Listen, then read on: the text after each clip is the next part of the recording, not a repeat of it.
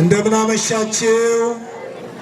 እግዚአብሔር ይመስገን ብለን ስሙን እንድናመሰግን የፈቀደልን የረዳን የአባቶቻችን የቅዱሳን አምላክ የኛም አምላክና አባት እግዚአብሔር ስሙ ለዘላለም የተመሰገነ ይሁን። እናትነትን ከድንግልና ድንግልናን ከእናትነት አስተባብራ የያዘች ሳሊተ ምሕረት ንጽሕተ ንጹሐን ቅድስተ ቅዱሳን ድንግል ማርያም ጸሎቷ ምልጃዋ የእናትነት ፍቅሯ ከሁላችን ጋር ይሁን። እንኳን አደረሳችሁ። ምነው እልልታው ጭብጨባው ያንስ? አላመስግኑ ግድ የላችሁ። ሰለሱት እስቲ በደንብ አድርጋችሁ እግዚአብሔርን አመስግኑ። እንኳን አደረሳችሁ። ብዙ መምህራን ብዙ ሊቃውንት አሉ፣ ግን ለመታዘዝ ያህል ጥቂት ደቂቃ ሕያውና ዘላለማዊ ቃሉን እንማራለን። ማን ያስተምረን? ማን ይምከረን? በፊቱ ልባችንን እናሳርፋለን። አንደኛ ዮሐንስ መልእክት ምዕራፍ 3 ቁጥር 19 ሲወላችሁ ምን ቃል ከኔ ጋር በሉ። በፊቱ በሉ እስቲ ልባችንን እናሳርፋለን። በማን ፊት ተናገሯ? በማን ፊት? ማረፍ የምትፈልጉት በማን ፊት ነው? ወዳጆቼ ገንዘብ አያሳርፍም፣ ስልጣን አያሳርፍም፣ ወገን አያሳርፍም። በዚህ ምድር ላይ ምንም ነገር የሚያሳርፍ ነገር የለም። በዚህ በምሳሌ ምዕራፍ 1 ቁጥር 33 ላይ የሚሰማኝ በእርጋታ ይቀመጣል ከመከራም ስጋት ያርፋል ይላል። ቃሉን ስንሰማ እናርፋለን። ቃሉን ስንሰማ እንጽናናለን። ቃሉን ስንሰማ እንባረካለን። ሰማይና ምድር ያልፋል፣ ቃሉ ግን አያልፍም። የማያልፈውን ቃል መሰማት ያስፈልጋል። ለሕይወት እንዲሆነን ቃሉን ስንሰማ ለሕይወት ይሆነናል። ከእግዚአብሔር ጋር መኖር እንጀምራለን። ስለዚህ መጽሐፍ እንዲህ ነው የሚለን፣ በፊቱ ልባችንን ምን እንላለን? እናሳርፋለን። አሁን ያለንበት ዘመን እረፍት የጠፋበት፣ ክርስቲያኖች ለማረፍ ምን እንደሚያስፈልግ ለምንድን ነው ያላረፍነው የሚለውንና ፊቱ የተባለው መጀመሪያ ፊቱ የተባለችዋ ቅድስት ቤተ ክርስቲያን ናት። ሰላም ለኪ ቅድስት ቤተ ክርስቲያን አምሳለ ኢየሩሳሌም ብለን ቃሉን የምንሰማበት፣ ያዘኑ የሚጽናኑበት፣ የወደቁት የሚነሱባት ፊቱ ተብላለች ቤተ ክርስቲያን። በፊቱ ልባችንን እናሳርፋለን ይላል። በዚህ በምሳሌ ምዕራፍ 4 ቁጥር 23 ላይ አጥብቅ ልብህን ጠብቅ የሕይወት መውጫ ከእርሷ ዘንድ ናት ይለናል። ክርስቲያኖች ለዚህ ነው ልጄ ሆይ ልብህን ስጠኝ ይላል። ልብ በመጽሐፍ ቅዱስ ውስጥ በአራት ዋና ዋና ክፍል ተከፍሏል። ልብ አእምሮ፣ ልብ ስሜት፣ ልብ ሐሳብ፣ ልብ ፍቃድ ነው። ልብ አእምሮአችን እንዲያርፍ፣ ልብ ስሜታችን እንዲያርፍ፣ ልብ ፍቃዳችን እንዲያርፍ በፊቱ መተን በፊቱ ልባችንን እናሳርፋለን ይላል። ኃጢአት አያሳርፍም፣ ጥላቻ አያሳርፍም፣ ክፋት አያሳርፍም። ለዚህ ነው አልቦሙ ሰላም ለእኩያን፣ ለክፉዎች ሰላም የላቸው። ስለዚህ ለማረፍ ነው የመጣ ነው። ቃሉ የሚነገረን ሕያው ቃሉ የሚያጽናናና የሚያሳርፍ ነው። እንድናርፍ ነው። ዓለም ውስጥ እረፍት የለም፣ ጫጫታ ነው ያለው። በእግዚአብሔር ዘንድ ግን እረፍት ነው። እውነተኛ ሰላም፣ እውነተኛ እርካታ ነው ያለው። ስለዚህ ለዚህ ነው ልጄ ሆይ ልብህን ስጠኝ ይላል። እጅህን አይደለም ያለው። ሰው ነፍስ ከተለየ በኋላ አስከሬን ነው አይደለም የሚባለው። ግን ልብህን ስጠኝ ማለት ያልደከመው ልብህን፣ ኃጢአት ያላደከመው፣ ክፋት ያላደከመው ልብህን ስጠኝ እያለን ያለው። ስለዚህ ለማረፍ ነው የመጣ ነው። ምን ለማለት ንገሩኝ፣ ግድ የላችሁ። ምን ለማለት? ለማረፍ ነው። እርሱ የሚያሳርፍ አምላክ ነው። እናንተ ደካሞች ሸክማችሁ የከበደ ሁሉ ወደ እኔ ኑ፣ እኔ ምን እላችኋለሁ? አያችሁ፣ እረፍት ነው። በእርሱ ዘንድ እረፍት ነው። በእርሱ ዘንድ ሰላም ነው። ስለዚህ በፊቱ ልባችንን እናሳርፋለን። በዚህ ሰዓት እረፍት ያጡ ብዙ ወገኖች አሉ። ወዳጆቼ እውነተኛ ሰላም ያለው ከቤቱ ነው። እውነተኛ እረፍት ያለው ከቤቱ ነው። መጽሐፍ ቅዱስ ለዚህ ነው በዚህ በዮሐንስ ወንጌል ምዕራፍ 14 ላይ ለቅዱሳን ሐዋርያት ጌታችን መድኃኒታችን ኢየሱስ ክርስቶስ ምን አላቸው? ልባችሁ አይታወክ። ምን ማለት ነው? መታወክ ማለት መፍራት ነው። መታወክ ማለት መደንገጥ ነው። መታወክ ማለት መጨነቅ ነው። መታወክ ማለት ከእምነት መጉደል ማለት ነው። ልባችሁ አይታወክ፣ በእኔ እመኑ፣ በአባቴ ቤት ብዙ መኖሪያ አለ ብሎ የሚያጽናናውን ቃል ነገራቸው። እስቲ እንመለስ። ብዙዎች ወደ እግዚአብሔር መጥተው አርፈዋል። ብዙዎች ከእግዚአብሔር ጋር ተጣብቀው አልወደቁም። ስሙን ጠርተው አላፈሩም። ክርስቲያኖች በፊቱ ልባችንን ምን እንላለን? እናሳርፋለን። ለማረፍ ትፈልጋላችሁ? ንገሩኝ። ግዴላችሁ ለማረፍ ትፈልጋላችሁ? አዎ። ከእግዚአብሔር ጋር መኖር ትፈልጋላችሁ? መጽሐፍ እንዲህ ነው የሚለን፣ በእኔ ኑሩ እኔ በእናንተ እኖራለሁ ይለናል። ከእግዚአብሔር ጋር መኖር ይሻላል፣ መኖሪያ የዘላለም አምላክ ስለሆነ። ስለዚህ ወዳጆቼ አሁን ያለንበት ዘመን ትውልዱ ረፍት አጥቷል። ሐሰቱ ሊያሳርፈው አልቻለም። ክፋቱ ሊያሳርፈው አልቻለም። ዘረኝነቱ በቀሉ ሊያሳርፈው አልቻለም። የሚያሳርፈው እውነተኛው አምላክ እግዚአብሔር ነው። ቃሉን ስንሰማ እናርፋለን። ስለዚህ እንጾማለን፣ እረፍት አጥተናል። እንጸልያለን፣ እረፍት አጥተናል። እስቲ እንመጣለን። መጽሐፍ እንዲህ ይለናል በዚህ በትንቢተ ኢሳይያስ ምዕራፍ 58 ቁጥር 5 ላይ እግዚአብሔር የመረጠው ጾም ይላል። ለምንድን ነው ጾመን ያላረፍነው? በጾማችን መካከል ላይ ፍጹም ይቅርታ የሌለበት ይቅር ሳንባባል እየጾምን ስለሆነ፣ በቀልን ይዘን እየጾምን ስለሆነ፣ ሐሰቱን ይዘን እየጾምን ስለሆነ አላረፍንም። ስለዚህ እግዚአብሔር የመረጠው ጾም ምንድን ነው ይላል። ያልመረጠው ጾም አለ ለማረፍ። መጽሐፍ ቅዱስ እንደዚህ ነው የሚለን፣ እግዚአብሔር የመረጠው ጾም እነሆ ለተራበው እንጀራ እንቆርስ ዘንድ፣ ቀንበር ለከበዳቸው አርነት ቀንበሩን ታላቅቁ ዘንድ፣ ነፃነት ታወጡ ዘንድ ነው እንጂ እነሆ በግፍ ጡንቻ ትማቱ ዘንድ አይደለም ይለናል። ዛሬ ብዙዎቻችን እንጸልያለን፣ እስቲ እንመጣበታለን፣ እንጾማለን፣ እንሰግዳለን፣ ግን እረፍት አጥተናል። ለምን ይሆን? ምንድነው ምክንያቱ? መጽሐፍ እንዲህ ነው የሚለን እዛው ትንቢተ ኢሳይያስ ምዕራፍ 58 ላይ በጾማችሁ ቀን ፍቃዳችሁን ታደርጋላችሁ፣ ሰራተኞቻችሁንም ታስጨንቃላችሁ፣ በግፍ ጡንቻ ትማታላችሁ። በእውነት እኔ እንዲህ አይነት ጾም አልመረጥኩም ይላል። ስለዚህ ወዳጆች አሁን ያለንበት ጾመ ሐዋርያት በቤተ ክርስቲያናችን አጥብቆ ኪዳኑ ይደርሳል፣ ቅዳሴው ይደርሳል፣ ወንጌሉ ይነገራል። ትውልዱ ዛሬ ከሰሜን እስከ ደቡብ ከምዕራብ እስከ ምስራቅ ቃሉ ይነገራል። ለምንድን ነው ትውልዱ ያላረፈው? ምንድን ነው ምክንያቱ? ኃጢአት አያሳርፍም፣ ሰላምን ይነሳል። ጥላቻ ሰላምን ይነሳል። ስለዚህ ለማረፍ እግዚአብሔር የመረጠውን ጾም እንጹም። አንድ ሁለተኛ፣ ለማረፍ አጥብቀን እንጸልይ። አጥብቆ መጸለይ ያስፈልጋል። በዚህ በጸሎት አንቀጽ ላይ እነሆ ለማረፍ ጸሎት የመጀመሪያው ስንጀምር በምስጋና ስለማንጀምር አላረፍንም። መጀመሪያ በጸሎት ላይ እግዚአብሔርን ልናመሰግነው ይገባናል። ሁሉን ማድረግ ወደሚችለው የቅዱሳን አምላክ እግዚአብሔርን ልናመሰግነው። ስናመሰግን መጀመሪያ ጸሎት ስንጀምር በምስጋና ነው መጀመሪያ ያለብን። በምንድን ነው መጀመሪያ ያለብን? ንገሩኝ። በምንድን ነው?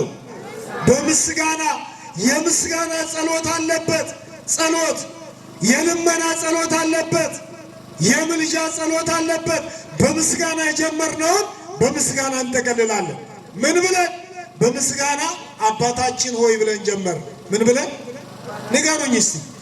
ምድራውያን አባቶቻችን አረፍተ ዘመን ይገታቸዋል፣ እርጅና ይገታቸዋል፣ ሞት ይገታቸዋል፣ ድካም ይገታቸዋል። መልካሙ እረኛ የድንግል ማርያም ልጅ መድኃኔ ዓለም ግን ድካም የሌለበት ኖላዊ ትጉ ዘይነው የማያንቀላፋ እረኛ፣ የማይደክም እረኛ፣ እነሆ ብርቱና የሁሉ አባት አርሎ የሌለበት አባታችን ሆይ ብለን እንጠራዋለን። በምን? በምስጋና ጀምር። በምስጋና የጀመርነውን ጸሎታችን ስንጀምር እናርፋለን። በመጀመሪያው ይሄ ነው። እዚህ ላይ የማነሳላችሁ 3 ነገሮች አሉ። ጾም አለበት፣ ጸሎት አለበት፣ ምጽዋት አለበት፣ ስግደት አለበት። እነዚህና ይና ትምህርታችንን እንጠቀልላለን። እስቲ ሁላችሁም ተናገሩ። በፊቱ በሉ እስቲ። ልባችንን እናሳርፋለን። ልብ በሉ። በምስጋና የጀመርነውን ጸሎት በምስጋና አባታችን ሆይ ብለን ለምን። ሁለተኛ የልመና ጸሎት ይባላል። የማቴዎስ ወንጌል ምዕራፍ 21 ቁጥር 22 ላይ እንዲህ ይለናል፣ አምናችሁ በጸሎት የምትለምኑትን ሁሉ ትቀበላላችሁ። ማንን አምነን? ንገሩኝ። ማንን አምነን?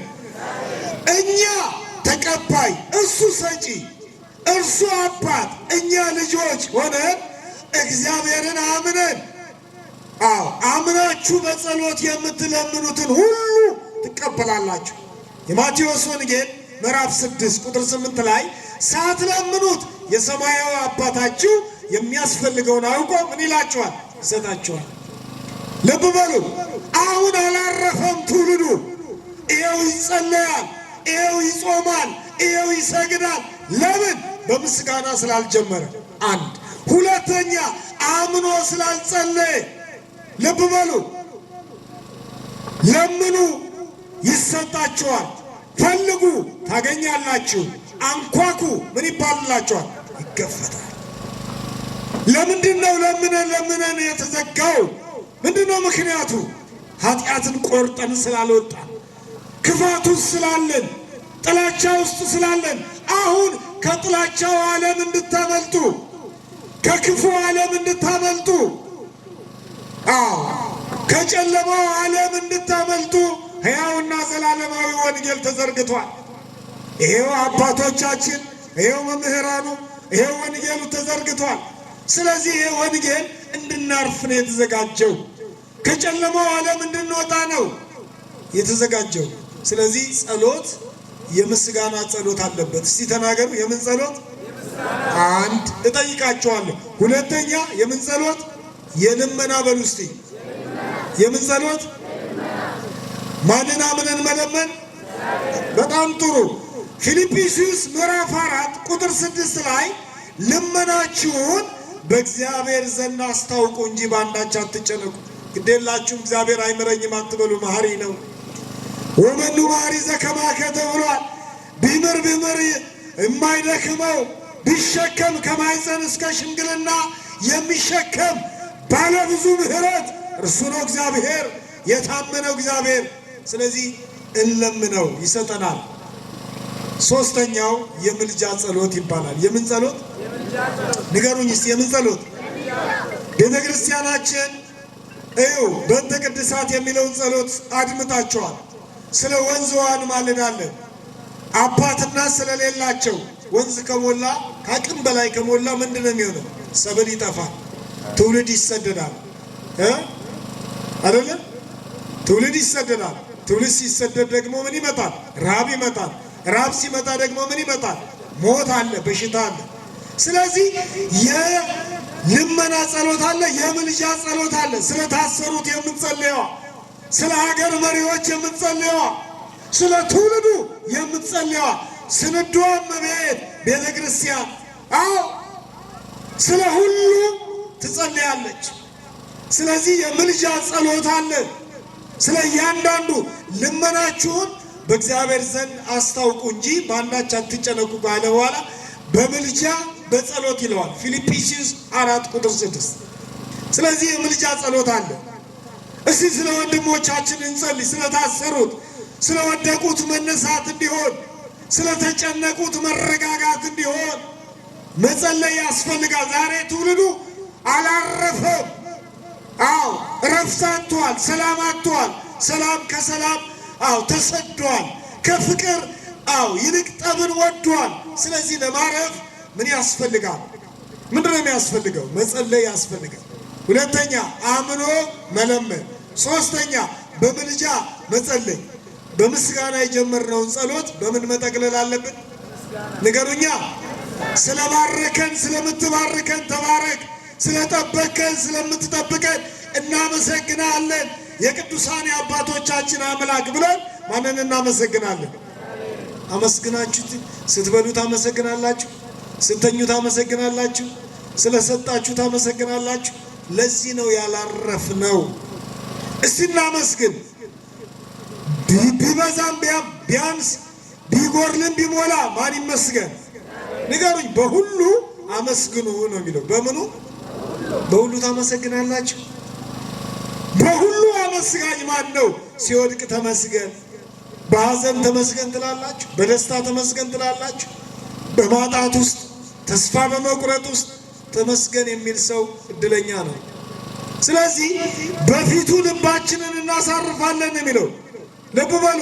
ሐና የምትባለዋ የሳሙኤል እናት ቤተ መቅደስ መጣ። የትም ስፍራ ላይ አልሄደችም። ካህኑ ወዳለበት ስፍራ መጣ ትጸልያለች። ከንፈሯን እያንቀሳቀሰች ሰክራለች ሲሏት አልሰከርኩም ነው ያለችው። ሐዘኗን ለእግዚአብሔር እየነገረች ካህኑ ምን አላት? በጸሎት አገዛት፣ መረቃት፣ ባረካት። አያችሁ፣ ካህኑ እንደዚህ ነው ድርሻው። ይመርቃል፣ ይባርካል፣ በጸሎት ያግዛል። እግዚአብሔር ይስማሽ አላት ካህኑ ኤሊ። ሐና ፍናና የምትባለው ጣዖንቷ ስታበሳጫት የትም ስፍራ ላይ አልሄደችም። ወደሚያሳርፈው ወደፊቱ ካህኑ ወዳለበት ስፍራ ላይ መጣ። እግዚአብሔር ይስማሽ፣ ሐዘን ያለብኝ መከራ ያለብኝ ሰው ነኝ፣ ቋጠሮዬ ያልተፈታ ሰው ነኝ ስትለው እግዚአብሔር ይስማሽ አላት። ማን ይስማሽ? ሁላችንንም መድኃኔዓለም ይስማል። መድኃኔዓለም ይስማል። ትውልዱ አላረፈም። ዘረኛ ሆነ፣ ትዕቢተኛ ሆነ፣ አልታዘዝ አለ። ልቡን እንደ ድንጋይ እንደ አልማዝ አጠነከረ። ስለዚህ ለማረፍ ወደ ቤቱ መገስገስ ያስፈልጋል። ተፈሳይኩ እስመ ቤሉኒ ቤተ እግዚአብሔር ነሐውር፣ ወደ እግዚአብሔር ቤት እንሂድ ባሉኝ ጊዜ ምን አለኝ? ደስ አለኝ። ወደ ቤቱ ስትመጡ ደስታ አለ፣ ሰላም አለ፣ ረፍት አለ። ስለዚህ በፊቱ ልባችንን ምን እንላለን? እስቲ ተናገሩ። ልብ አይምሮ በሉ እስቲ። ልብ ስሜት፣ ልብ ሐሳብ፣ ልብ ፍቃድ። አያችሁ፣ ይሄ አላረፈም። እግዚአብሔር አይምሮአችንን ያሳርፍ፣ ፍቃዳችንን ያሳርፍልን። ስለዚህ ለማረፍ ምን ያስፈልጋል? ንገሩኛ። በምስጋና ማንን ማመስገን? ጸሎት በምስጋና ነው የሚጀመረው። እሺ። ሁለተኛ ልመና ነው። ስለ ጤና ጉዳይ መለመን፣ ስለ ትዳር ጉዳይ መለመን፣ ስለ እያንዳንዱ ነገር መለመን ይቻላል። አንዳንዴ ስለ ባል መጸለይ ይቻላል አይቻልም? ንገሩኝ። ሚስት ናት፣ ልጅ ናት አሉ። ለእናቴ ጥሩ አማች ስጥልኝ አለች አሉ። በእጅ አዙር ምን ጠየቀች? ንገሩኝ እስቲ። ባል ስጠኝ። የማይሰክር የማይጨቃጨቅ፣ ጫት የማይቅም፣ ሲጋራ የማያጨስ፣ የማይደባደብ፣ ትዳሩን የሚያከብር፣ ለስጋው ደግሞ የታዘዘ፣ ለንስሐ የተዘጋጀ፣ መልካም እግዚአብሔርን የሚፈራ፣ ልጆቹን በአግባቡ የሚመራ ትዳር። ስለ ባል ይጸለያል፣ እንዳትሸወዱ እሺ እህቶቼ፣ ግደላችሁ። መልካም ባል፣ መልካም የማይደባደብ፣ በጥፊ በካልቾ የማይማታ፣ እግዚአብሔርን የሚፈራ፣ የእግዚአብሔር አገልጋዮችን የሚያከብር ባል ያስፈልጋል። ሚስትም እንደዛ እግዚአብሔርን የምትፈራ። ስለ ሚስት ይጸለያል። እሺ መንገራችሁ። አሁን እኛ ስለማናስተምራችሁ ነው እንጂ ይጸለያል። ሚስት ማለት አንዳንዴ ይተረጉማሉ። ሚስት ሚጥሚጣ ስትልስ ትኖራለህ ብለው ይተረጉማሉ። እኔ አላልኩም። በሰላም ልሂድበት ፍስሐ ገነት። እኔ አላልኩም። ስለዚህ በሚስቱ ያላረፈ በልጁ ያላረፈ ምን ነው ተቃጠልኩ ካገባሁሽ በኋላ ይላል። አያችሁ፣ የማንም ፍቃድ ስላልጠየቀን ንገሩኝ። ምን ነው አንቺን የተዋወቅኩበት የዛኔ እግሬ በተሰበረ አንደበቴ በተዘጋ። ይገርማችኋል። አንዳንዴ እነዚህ ያልገጠማችሁ አቤት ያረጋችሁ ሰዎች መቼም ታውቃላችሁ መቼም የፍቅር የአፍላው ሰዓት ልሙትልህ ልንገብገብልህ በጣም ይሄ ጊዜ በጣም ከባድ ጊዜ ነው። አብሮ እንጀራ ሲበሉ ስቅ ሲያደርግ እኔን ይነቀኝ አልገጠማችሁ? ጃኬት ብርድ ሲበርዳት ጃኬቱን አውልቆ እሱ ብርድ እየነፋው እሷም በሙቀት ውስጥ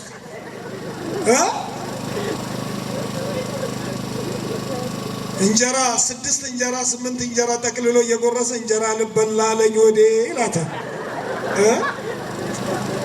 አልገጠማችሁ? እንደው ለመግቢያ ያለው ዛሬ ኃያላን ታላላቅ መምህራኖች አሉ። እንደው ለመታዘዝ ያለው እንጂ በጣም ትምህርቱ ሰፊ ትምህርት ነው። ስለዚህ እንደው እንቅፋትም ሲመታት እኔን ይምታኝ እኔን ይድፋ ይላል። ፍቅሩ ሲያልቅ ያውላችሁ በደንብ አስተውሉ፣ እንድትስቁ አይደለም። ፍቅሩ ሲያልቅ እንቅፋት ሲመታት ደንባራ እያየሽ አትሄጂም ማለት ይጀምራል። ልብ በሉ። እንጀራ ሲበላ እኔን ይነቀኝ ያለው ውሃ አስቀምጠሽ አትጠጪም ማለት ይጀምራል። ጃኬቱን አውልቆ ሲሰጣት የነበረው አንቺ ለብሰሽ ደርበሽ አትወጪም ማንን ተማምነሽ ነው? ይኸውላችሁ በደንብ አስተውሉ። በፊቱ ልባችንን እናሳርፋለን። ስለዚህ ለማረፍ የተባረከ ልጆች ከእግዚአብሔር ዘንድ ይገኛሉ። የተባረከ ትዳር እንድታሾፉ አይደለም። ጸሎት ስንት ነገሮች አሉበት። ኧረ አይደለም።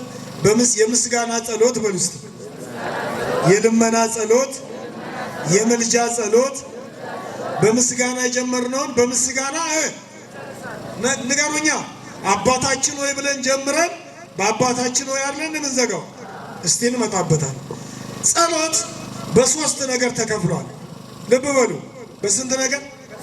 የግል ጸሎት፣ የምን ጸሎት? የቤተሰብ ጸሎት፣ የማህበር ጸሎት። የግል ጸሎት ስለ ጤና ጉዳይ ሊሆን ይችላል። ስለ እያንዳንዱ የምንጸልየው ሊሆን ይችላል። አላውቅም። የግል ጸሎት ስለ ግላችሁ የምትጸልዩት አንድ። ሁለተኛው ስለ ቤተሰብ የቤተሰብ ጸሎት የሚባላል። ሰራተኛዋ፣ ከብት ጠባቂው፣ አባወራው፣ እማወራው ሁሉም ተሰብስበው የሚጸልዩት የቤተሰብ ጸሎት ይባላል። የማህበር ጸሎት ደግሞ ቅዳሴው ነው። ልብ በሉ። አንዳንድ ደፋር አለ ካህኑ እየቀደሰ የጸሎት መጽሐፉን አውጥቶ የሚጸልይ አለ። ይሄ ስህተት ነው። በደንብ ስሙ። 5ቱ ልዑካን፣ 3ቱ ዲያቆናት፣ 2ቱ ካህናት ተሰይመው አገልግሎት እየሰጡ ነው አይደለ? በደንብ አስተውሉ። አገልግሎት እየሰጡ ነው። አገልግሎት ላይ ቅዳሴ ላይ ሌላ ጸሎት አያስፈልግም። የሰማችሁኝ ነው ወይ? ከቅዳሴ በፊት መጸለይ ወይ ከቅዳሴ በኋላ መጸለይ ነው። ቅዳሴው ለሕዝብ ነው፣ ለሀገር ነው። ስለ እያንዳንዱ ተነስቶ የሚጸለይበት ነው። ዛሬ ልባችን ተከፍሏል። ይኸውላችሁ ልባችን ተከፍሏል። የማህበር ጸሎት ማለት ሀገር ላይ ጦርነት ሲመጣ፣ አባር ቸነፈር ሲመጣ፣ እንደ ኮቪድ ያለ በሽታ ወረርሽኝ ሲመጣ ታቦቷን ይዛ ቤተክርስቲያን ካህናቷን ይዛ መስቀሏን ይዛ ህዝቡን ሰብስባ ደውል ደውላ ስለ ሀገር የምትጸልየው ጸሎት የማህበር ጸሎት ይባላል። የምን ጸሎት? ታዲያ ለምንድን ነው ትውልዱ ያላረፈው? ይህ ወንጌሉ ይነገራል ከሰሜን እስከ ደቡብ ከምዕራብ እስከ ምስራቅ። አሁን እንግዲህ ነገ ሰኔ ሚካኤል ነው። ታላቁ መልአክ ቅዱስ ሚካኤል ትልቅ በዓል ነው። ወንጌሉ ይነገራል። ትውልዱ ከኃጢአት እንዲያመልጥ ንስሐ እንዲገባ ከእግዚአብሔር ጋር እንዲኖር ነው ወንጌል የሚነገረው። ስለዚህ የእግዚአብሔር ልጆች የግል ጸሎታችን እንዴት ነው? የቤተሰብ ጸሎታችን እንዴት ነው?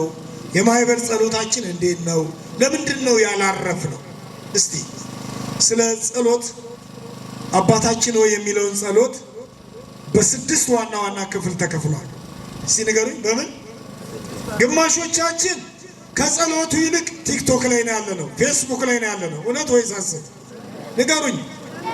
ሚስት ሽንኩርቱ ተቃጥሎ ያረረ ልጁ ያለቅሳል። ጡት በአንድ በኩል ወተቱ ይፈሳል፣ ሽንኩርቱ በአንድ በኩል ይቃጠላል።